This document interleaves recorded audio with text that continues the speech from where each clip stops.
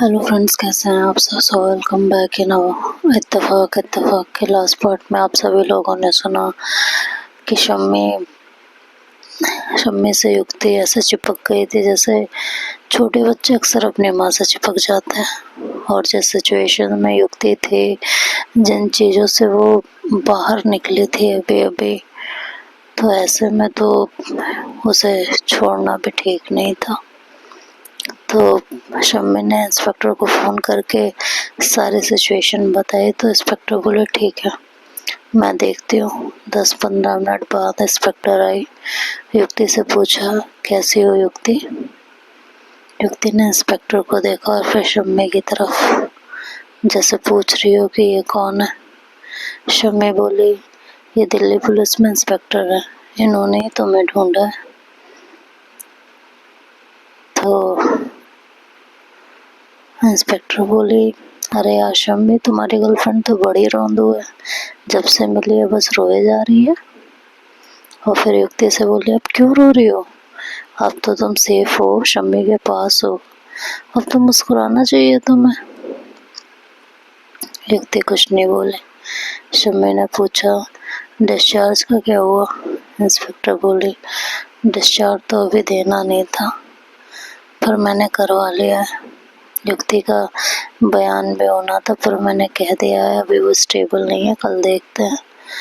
Discharge तो हो गया, पर जाएंगे कहाँ, होटल जाना पड़ेगा। शम्मी ने कहा, हाँ मैं देखती हूँ। तभी इंस्पेक्टर का फ़ोन आया तो वो बात करने लगी और फिर बोली, रहने दो, इंतज़ाम हो गया है, एसपी साहब ने करवाया है रेस्ट हाउस में, शायद तुम्हारे पापा से बात हुई होगी। फ़ोन जेब में डालते हुए बोले कि चलो चलते हैं, नीचे पुलिस जीप भी खड़ी है। तीनों सरकारी रेस्ट हाउस में आ गए थे। युक्ति शम्मी का हाथ नहीं छोड़ रही थी कि जैसे कहीं छोड़ दिया तो दोबारा गुम ना हो जाए। एक 35-40 साल का आदमी आया तो इंस्पेक्टर ने पूछा, ललित जी, फ़ोन आया हुआ। हाँ जी, साहब ने बता दिया था, कमरे तैयार हैं, सुबह ही तैयार करवा दिए थे, आइए। तीनों कमरे की तरफ बढ़ गए। ललित ने कमरे दिखाए, बोला, आपको जो कमरा पसंद हो बता दो, वैसे तो सारा रेस्ट हाउस खाली ही पड़ा है। शम्मी ने कहा, मैं और युक्ति एक ही कमरे में रहेंगे। युक्ति शौक में है और अभी अकेले नहीं रह पाएगी। इंस्पेक्टर ने कहा, हाँ ठीक है, तुम देख लो कौन सा रूम चाहिए। शम्मी युक्ति को लेकर रूम में आ गई थी। दरवाज़ा बंद किया तो युक्ति ने पूछा, हम लोग कहाँ हैं। रेस्ट हाउस में। हम दिल्ली में नहीं है, कहाँ हैं। कोलकाता में। इतनी दूर, और मुझे कितने दिन हो गए हैं। आज 9 दिन हो गए। युक्ति फिर से रोने लगी तो शम्मी उसे अपनी बाहों में भरकर बोले, बस करो, अब तो लोग भी बोलने लगे मेरी गर्लफ्रेंड रोंदू है, जब से मिले बस रोए जा रही है। युक्ति और हिलक कर रो पड़ी। शम्मी के सीने में अपना मुंह देते बस रोए जा रही थी। शम्मी ने बहुत कोशिश की चुप करवाने की, पर सब बेकार। शम्मी युक्ति को जितना प्यार से सहलाती दुलारती, युक्ति उतना ही रोती। आखिर में शम्मी को कुछ और नहीं सूझा तो युक्ति को लिए बाथरूम में आ गई। शावर खोला और युक्ति को उसके नीचे कर दिया। 5 मिनट बाद युक्ति का रोना थम गया था। शम्मी ने एक एक कर युक्ति के कपड़े उतारे।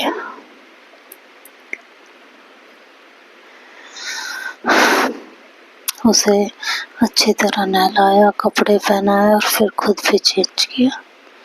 फिर इंस्पेक्टर को फ़ोन किया तो पता चला वो हेडक्वार्टर चली गई है। ललित का नंबर दिया और बोले, शम्मी कुछ भी ज़रूरत हो तो ललित को बोलना, शाम या रात भी हो सकती है लौटने में, फिर बात करूँगी। युक्ति के कुछ मेडिसिन मेरे कमरे में लेकर उसे दे देना। बात करने के बाद शम्मी ने ललित से खाना मंगवाया। दोनों ने खाना खाया, फिर युक्ति को मेडिसिन दी और उसे बेड पर लेटा दिया। युक्ति अब शांत थी, या तो जी भर के रो ली थी या रोते रोते थक चुकी थी। इन 9 दिनों में वो या तो बेहोश थी या फिर रोती ही रही थी। शम्मी युक्ति से बात करना चाहती थी, पूछना चाहती थी कि इन दिनों उसके साथ क्या क्या गुजरा था, पर उसे समझ नहीं आ रहा था कि कैसे और क्या पूछे। कहीं दोबारा पूछूं तो युक्ति रोना ना शुरू कर दे। डॉक्टर ने उसके साथ प्यार, नरमी और एहतियात बरतने को कहा है, तो ऐसे में कैसे कुछ उससे पूछूं, कैसे उसे दिलासा दूं। शम्मी ने युक्ति का चेहरा देखा तो वो आंखें खोले एक टक देख रही थी। शम्मी ने उसके गाल सहलाते हुए पूछा, नींद नहीं आ रही? युक्ति ने धीमे से जवाब दिया, नहीं। आंखें बंद करो, नींद आ जाएगी। नहीं कर सकती। आंखें बंद करते ही अंधेरा छा जाता है, घुटन होने लगती है, बेचैनी होने लगती है, डर लगने लगता है। अब नहीं होगे, मैं यहाँ हूँ तुम्हारे पास। नहीं, नींद आनी होगी तो ऐसे ही आ जाएगी। मैं आंखें बंद नहीं करूँगी। शम्मी ने उसकी आवाज में घबराहट महसूस की तो बोली, अच्छा ठीक है। फिर उसके पास आकर बेड से टेक लगाकर बैठते हुए बोली, यहाँ आओ मेरे पास। युक्ति उठकर शम्मी से सटकर उसके सीने से लग गई। शम्मी ने तौलिए में लिपटे उसके बाल खोले और उसी तौलिए से धीरे धीरे रगड़कर सुखाने लगी। फिर बोली, अब अपनी आंखें बंद करो, मैं तुम्हारे पास हूँ, अब डर नहीं लगेगा। युक्ति ने एक पल के लिए आंखें बंद की और झट से खोल दी। घबरा कर बोली, नहीं। शम्मी ने बड़े प्यार से कहा, मैं तुम्हारे पास हूँ, फिर भी तुम घबरा रही हो। मुझे डर लग रहा है। मैं साथ में हूँ तो क्यों डर लग रहा है? आंखें बंद करते ही वो सब याद आने लगता, तो आने दो याद। मैं हूँ ना यहाँ, तुम्हारे साथ, तुम्हारे पास। वो सब याद आने दो, शायद तुम्हारा डर कम हो जाए। युक्ति का चेहरा उठाकर उसकी आंखों में देखते हुए बोली, आंखें बंद करो और बस मेरी आवाज सुनो। जैसा मैं कहूँ बस वैसा वैसा करती रहो, तुम्हें डर नहीं लगेगा। और अब जो तुम मेरे पास हो, मेरी बाहों में हो, अब कैसा डर? चलो आंखें बंद करो। युक्ति आंखें बंद करती है तो शम्मी धीरे धीरे उसके कान में कहती है, गहरी सांस लो। युक्ति घबरा कर आंखें खोलती है तो शम्मी उसकी उंगलियों को अपनी उंगलियों में फंसा कर कहती है, आंखें बंद करो। उसका माथा चूमती और कहती, देखो मैं तुम्हारे पास हूँ। युक्ति आंखें बंद करती है। शम्मी कहती, गहरी सांस लो।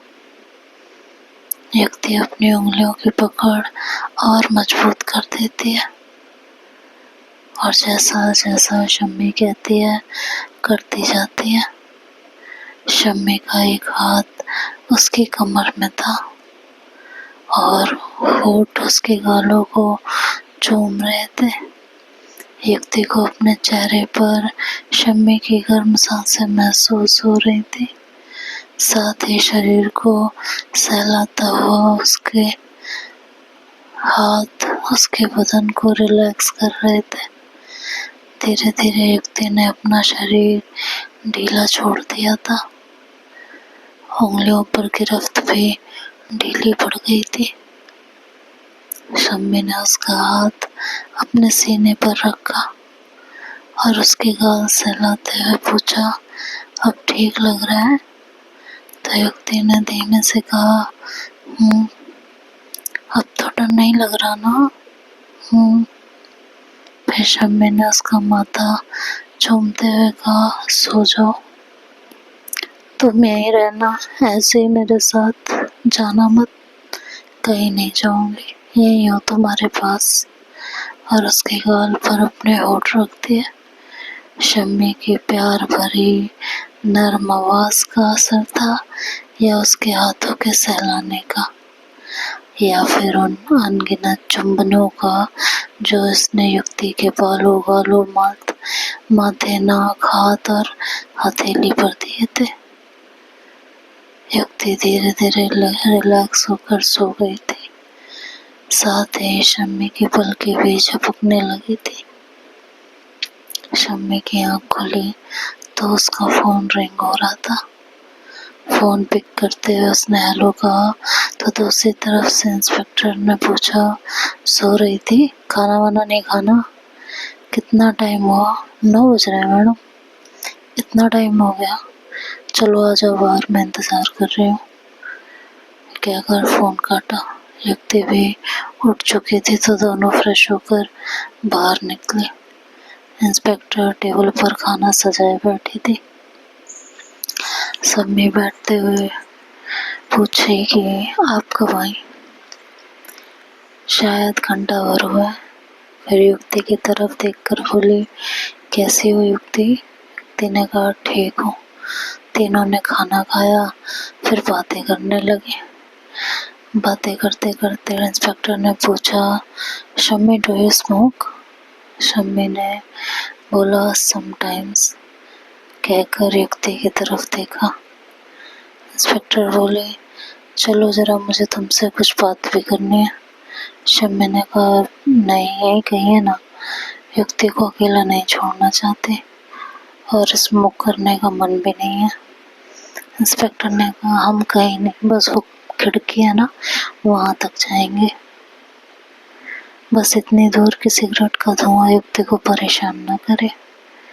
युक्ति की तरफ देखकर इंस्पेक्टर बोले, युक्ति, तुमने अपनी फैमिली से बात की? इंस्पेक्टर की बात सुनकर युक्ति चौंकी। फैमिली से बात? फिर शम्मी की तरफ देखकर बोले, मेरा फोन, क्या बात करूंगी?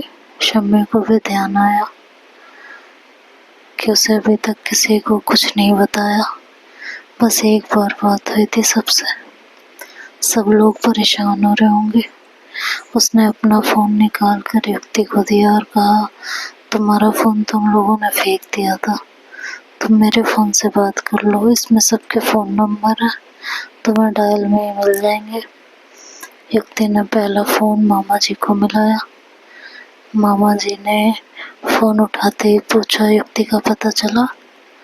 आवाज सुनकर युक्ति इमोशनल हो गई। उसके मुंह से बस इतना ही निकला, मामा जी। दूसरी तरफ मामा जी युक्ति की आवाज पहचान कर बोले, कौन युक्ति? ओए, तू कहाँ थी मेरा बच्चा? हम सारे तो पागल हुए बैठे हैं, पुत्र जी। मामा जी भी इमोशनल हो गए थे। युक्ति से बोला नहीं जा रहा था, आवाज रुक गई थी, फिर वो रोने लगी। दूसरी तरफ फोन पर मामा मामी थे और दोनों रो रहे थे। मामी पूछ रही थी, तो कैसी है मेरी बच्ची? शम्मी कुछ पल तो देखती रही, फिर जब देखा युक्ति जवाब नहीं दे पा रही तो उसके पास जाकर बैठ गई और फोन उसके हाथ से ले लिया और जवाब दिया कि युक्ति ठीक है। मामा जी बोले, कहाँ हो तुम लोग? कलकत्ता, वहीं मिले क्या? जी हाँ, इस बार हम टाइम पर पहुंच गए थे, वरना युक्ति बहुत दूर निकल जाती। मामा जी ने कहा, ह्यूमन ट्रैफिकिंग का मामला है क्या? शम्मी ने कहा, जी, तकरीबन 60 से 70 लड़कियां और ड्रग्स, हथियार वगैरह पकड़े गए हैं। मामी जी ने कहा, वीडियो कॉल करो, युक्ति को देखना है। मयंक ने शम्मी को वीडियो कॉल की। सांची भी थी, उसे भी ऐड कर लिया था। 10-15 मिनट बाद युक्ति कुछ संभल गई थी तो बात करने लगी। इंस्पेक्टर दूर से खड़ी ये सब देख रही थी। उसने शम्मी को इशारा किया तो शम्मी उसके पास जाकर बोली, जी बताइए। इंस्पेक्टर ने सिगरेट ऑफर की तो शम्मी ने एक ले ली। उसे तलब और ज़रूरत दोनों महसूस हो रही थी। इंस्पेक्टर ने कहा, मेडिकल रिपोर्ट आ गई है। शम्मी की पूछने की हिम्मत नहीं हुई। सिगरेट का कश लेकर सवालिया नजरों से इंस्पेक्टर को देखती रही। इंस्पेक्टर समझ गई थी, बोली, फिक्र ना करो, सब ठीक है। उसके साथ ऐसा कुछ नहीं हुआ। उसे थोड़ी सी वीकनेस है, शौक में तो वो है ही बस। पर एक बात जो मुझे खटक रही है वो यही है कि उसके साथ वो सब नहीं हुआ जो बाकी लड़कियों के साथ हुआ। नॉर्मली ऐसे केसेस में लोग सबसे पहले लड़कियों को नशे का आदी बनाते हैं, उन्हें नशे के इंजेक्शन दिए जाते हैं। तो आगे क्या होगा अभी नेक्स्ट पार्ट में सुनेंगे। तब तक के लिए बाय बाय, टेक केयर।